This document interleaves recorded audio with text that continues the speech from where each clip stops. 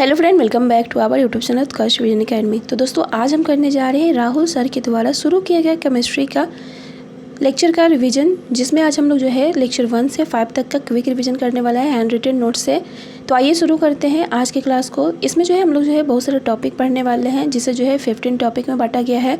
जिसे और बात करते हैं जैसे समान परिचय, पदार्थ की अवस्था, भौतिक और रासायनिक परिवर्तन, अणु और परमाणु, परमाणु मॉडल, विलयन और मिश्रण के बारे में, तथा अम्ल, क्षार, लवण, धातु, अधातु और उपधातु, आवर्त सारणी, मानव जीवन में रसायन और ईंधन और गैसीय नियम, कार्बनिक रसायन, ऑक्सीकरण और अवकरण अभिक्रिया, रासायनिक अभिक्रिया और महत्वपूर्ण सूत्र और मिश्र धातु के बारे में पढ़ने वाले हैं। तो आइए आज की क्लास को शुरू करते हैं। तो आज हमारा पहला टॉपिक है केमिस्ट्री यानी रसायन विज्ञान के बारे में।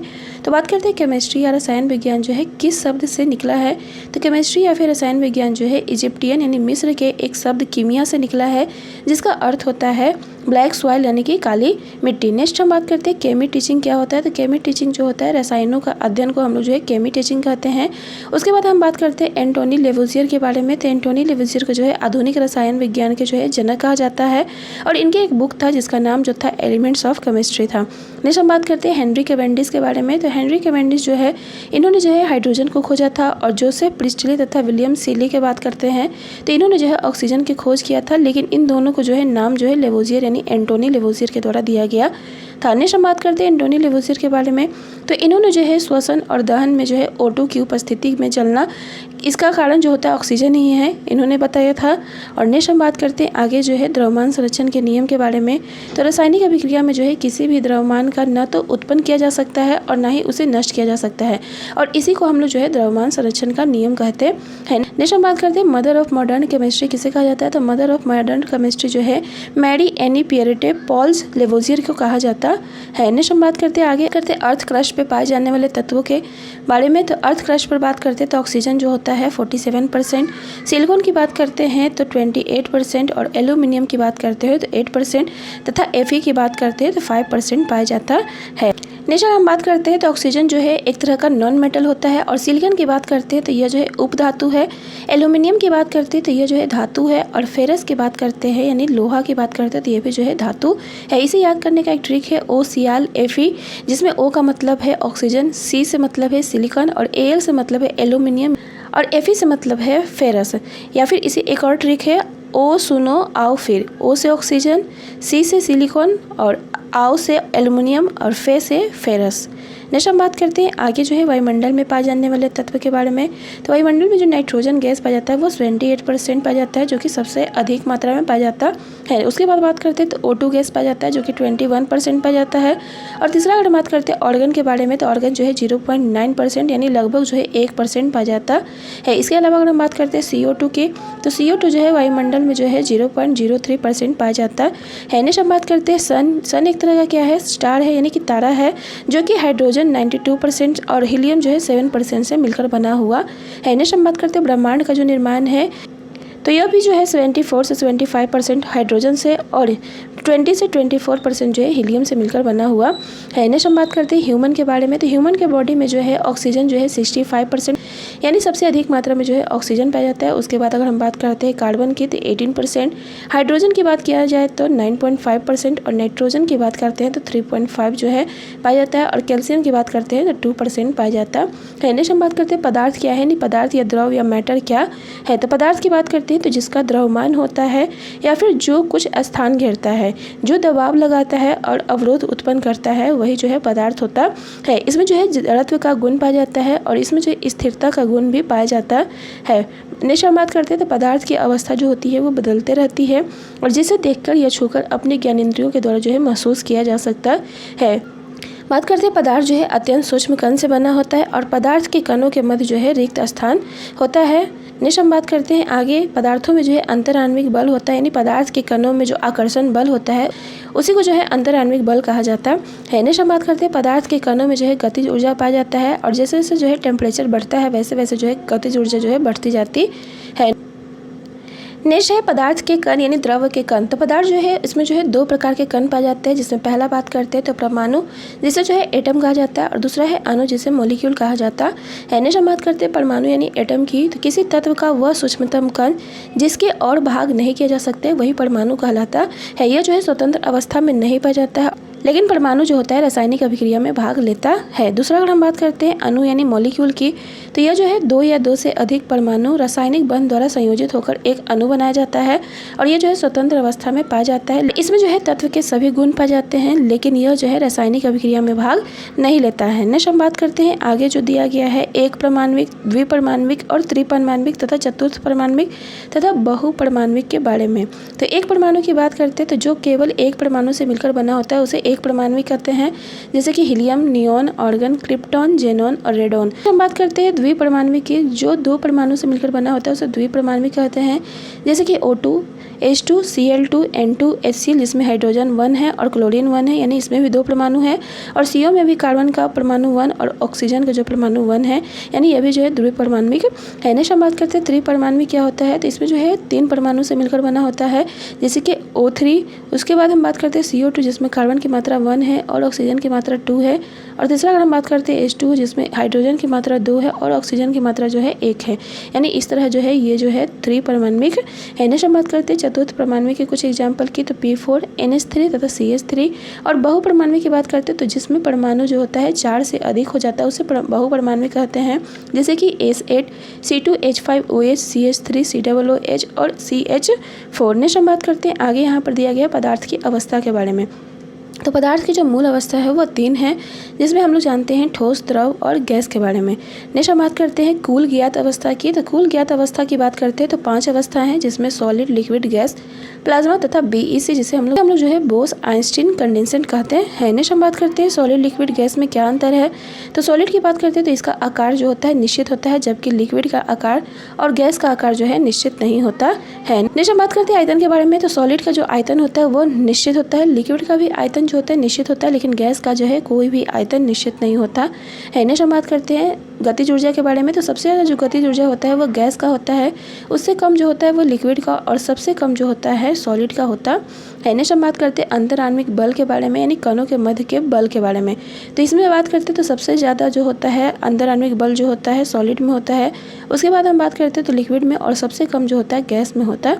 नेक्स्ट हम बात करते हैं आगे कंप्रेसिबल की, यानी संपीड़न की। तो इसमें जो है दबाकर जो है उसके कणों को पास लाया जाता है।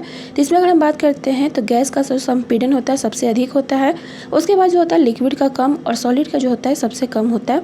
नेक्स्ट हम बात करते हैं कणों के मध्य रिक्त स्थान की। तो सबसे कम जो कणों के बीच रिक्त स्थान जो होता है सॉलिड में होता है। उसके बाद हम बात करते हैं तो लिक्विड में, और सबसे अधिक जो होता है वो गैस में होता है। नेक्स्ट हम बात करते हैं आगे पदार्थ की चौथी अवस्था की। तो पदार्थ की जो चौथी अवस्था है उसे हम लोग प्लाज्मा अवस्था कहते हैं। यह जो है पदार्थ की चौथी अवस्था है, और यह अत्यधिक ऊर्जावान तथा उत्तेजित कण होता है। यह जो है एक आयनीकृत गैस है, और इसमें जो ऋण आवेश और धन आवेश जो होता है बराबर मात्रा में होता है। नेक्स्ट हम बात करते हैं यह एकमात्र विद्युत की सुचालक अवस्था है, और ब्रह्मांड में सबसे ज़्यादा समान अवस्था जो है प्लाज्मा अवस्था ही है। इसके एग्जाम्पल की बात करते हैं तो फ्लोरेसेंट ट्यूब में जो है प्लाज्मा का इस्तेमाल किया जाता है। इसके अलावा नियॉन बल्ब या फिर स्टार में भी जो है प्लाज्मा पाया जाता है। जैसे कि एग्जाम्पल में बात करते हैं तो सूर्य में जो है प्लाज्मा पाया जाता है। नेक्स्ट हम बात करते हैं आगे जो है पांचवा अवस्था की। तो पदार्थ की पांचवा अवस्था जो है बोस आइंस्टीन कंडेंसेट है, जिसे हम लोग शॉर्ट में BEC कहते हैं। यह जो है पदार्थ की पांचवी अवस्था है, और यह जो है अत्यधिक कम तापमान पर बनती है। बात करते हैं सुपर एटम की। तो परमाणु जो है जब अत्यधिक ठंडा हो जाता है तो वह जो है अपनी व्यक्तिगत पहचान खो जाता है, और इसी को हम लोग जो है सुपर एटम कहते हैं। इसमें अगर हम टेम्परेचर की बात करते हैं तो यह जो है परम शून्य तापमान पर ठंडा किया जाता है, यानी कि 0 डिग्री केल्विन या फिर -273.15 डिग्री सेल्सियस पे इसे जो है ठंडा किया जाता है। नेक्स्ट हम बात करते हैं इसमें जो परमाणु होते हैं वो अनउत्तेजित होते हैं, यानी कि अनएक्साइटेड तथा बहुत ठंडे होते हैं, यानी सुपर कोल्ड होते हैं। इसका उपयोग जो होता है क्वांटम यांत्रिकी में किया जाता है। नेक्स्ट हम बात करते हैं BEC का नाम जो है BEC क्यों पड़ा। तो 1920 में जो है सत्येंद्र नाथ बोस ने जो है पदार्थ की पांचवी अवस्था का खोज किया था, लेकिन इसे जो है वर्ल्ड में फेमस करने का कार्य जो है अल्बर्ट आइंस्टीन ने किया था। इसी कारण जो है इन्हीं के नाम पर जो है इसका नाम जो है BEC यानी बोस आइंस्टीन कंडेंसेट रखा गया है। नेक्स्ट हम बात करते हैं पदार्थों की अवस्था के परिवर्तन की। तो इसमें अगर हम बात करते हैं सॉलिड को जो है जब गर्म किया जाता है तो ये जो है लिक्विड अवस्था, यानी कि अगर बात करते हैं आइस को अगर हम गर्म करते हैं तो वाटर बनता है और इस क्रिया को जो हम लोग जो है मेल्टिंग कहते हैं।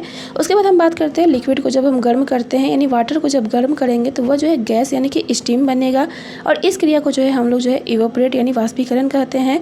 और यही अगर हम बात करते हैं गैस को जब ठंडा किया जाता है तो यह जो है वाटर बन जाता है, यानी लिक्विड अवस्था में आ जाता है और इस क्रिया को हम लोग जो है कंडेंस कहते हैं। तथा अगर हम बात करते हैं लिक्विड को जब ठंडा किया जाता है तो वह जो है सॉलिड बन जाता है, यानी आइस बन जाता है और इस क्रिया को जो हम लोग जो है सॉलिडिफाई कहते हैं। कभी कभी जो होता है सॉलिड को गर्म करने पर जो है यह जो है गैस बनता है जिसे हम लोग जो है सब्लिमेट कहते हैं और जब गैस अवस्था को ठंडा किया जाता है तो वह सॉलिड बन जाता है जिसे हम लोग जो है डी सब्लिमेट कहते हैं। नेक्स्ट हम बात करते हैं आगे जो है यहाँ पर दिया गया है ठोस का सीधे गैस में बदलना सब्लिमेट यानी कि ऊर्ध्वपातन कहलाता है। जैसे कि ड्राई आइस इससे एग्जाम्पल में ले सकते हैं, जिसे हम लोग जो है शुष्क बर्फ कहते हैं या फिर हम लोग ठोस CO2 कहते हैं। बात करते हैं कंडेंसेशन की, तो कंडेंसेशन का एग्जाम्पल ले सकते हैं रेन यानी कि वर्षा को, क्योंकि इसमें जो है जलवाष्प जो होता है लिक्विड यानी कि पानी में बनता है। नेक्स्ट हम बात करते हैं चेंजिंग स्टेट ऑफ मैटर की, यानी पदार्थ की अवस्था में परिवर्तन की। तो इसमें जो है पहला परिवर्तन जो होता है फ्रीजिंग के कारण यानी हिमांक के कारण किया जाता है। दूसरा अगर हम बात करते हैं तो मेल्टिंग के द्वारा। तीसरा अगर हम बात करते हैं वेपराइजेशन यानी वाष्पीकरण के द्वारा। चौथा अगर हम बात करते हैं कंडेंसेशन यानी संघनन के द्वारा। और पांचवा अगर बात करते हैं सब्लिमेशन यानी ऊर्ध्वपातन के द्वारा। और छठा अगर बात करते हैं डिपोजिशन यानी निक्षेपण के द्वारा। नेक्स्ट हम बात करते हैं फ्रीजिंग के बारे में, तो द्रव का ठोस में परिवर्तन ही क्या कहलाता है, फ्रीजिंग कहलाता है।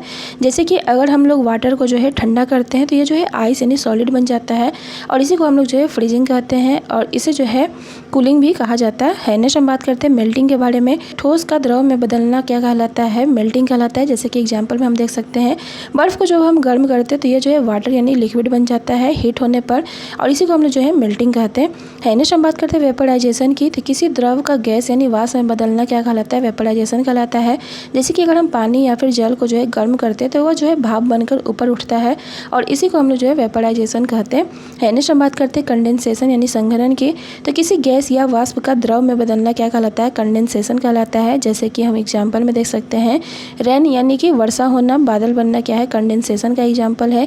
इसके अलावा CNG कंप्रेस्ड नेचुरल गैस जिसे हम लोग संपीड़ित प्राकृतिक गैस कहते हैं और LPG लिक्विड पेट्रोलियम गैस जो है ये सभी जो है कंडेंसेशन का एग्जाम्पल है। नेक्स्ट हम बात करते हैं सब्लिमेशन यानी ऊर्ध्वपातन की।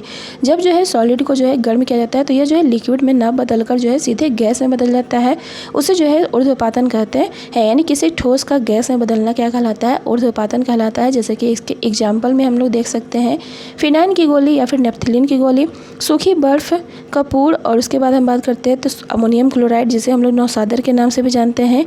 इसके केमिकल फार्मूला की बात करते हैं तो NH4Cl होता है और आयोडीन जो होता है ये सभी जो है ऊर्ध्वपातन का एग्जाम्पल है। नेक्स्ट हम बात करते हैं आगे डिपोजिशन की, जिसे हम लोग निक्षेपण के नाम से जानते हैं। तो गैस का ठोस में परिवर्तन जो होता है निक्षेपण यानी कि डिपोजिशन कहलाता है। जैसे कि एग्जाम्पल में हम लोग देख सकते हैं पाला यानी कि फ्रोस्ट, ये जो है डिपोजिशन का एग्जाम्पल है। नेक्स्ट हम बात करते हैं भौतिक और रासायनिक परिवर्तन यानी फिजिकल और केमिकल चेंज के बारे में। तो सबसे पहले अगर हम बात करते हैं फिजिकल चेंज के बारे में यानी भौतिक परिवर्तन के बारे में, तो ये जो होता है अस्थायी परिवर्तन होता है। यानी इसमें जो है अगर हम बर्फ़ को जो है गर्म करते हैं तो वाटर को फिर से ठंडा करते हैं तो यह जो है फिर से बर्फ बन जाता है, यानी इसका जो स्टेट होता है वो अस्थायी होता है। नेक्स्ट हम बात करते हैं आगे, इसमें जो है कोई भी नया पदार्थ नहीं बनता है। तीसरा अगर हम बात करते हैं तो इसका जो रासायनिक गुण होता है नहीं बदलता है, लेकिन अवस्था में चेंज हो सकता है और ये जो होता है उत्क्रमणीय होता है, यानी कि आइस को वाटर में बदल सकते हैं और वाटर को फिर से जो है आइस में बदल सकते हैं। नेक्स्ट हम बात करते हैं आगे जो है बर्फ़ का पानी में बदलना और पानी का फिर से जलवाष्प तथा जलवाष्प का फिर पानी और पानी से फिर बर्फ़ बनना, ये सभी जो है फिजिकल चेंज है। नेक्स्ट हम बात करते हैं आगे, यहाँ दिया गया है चेंजिंग स्टेट्स ऑफ मैटर, जो कि हम लोग पीछे पढ़ चुके हैं, जैसे कि freezing, melting, vaporisation, condensation, sublimation, deposition. Next हम बात करते हैं केमिकल चेंज के बारे में यानी रासायनिक परिवर्तन के बारे में।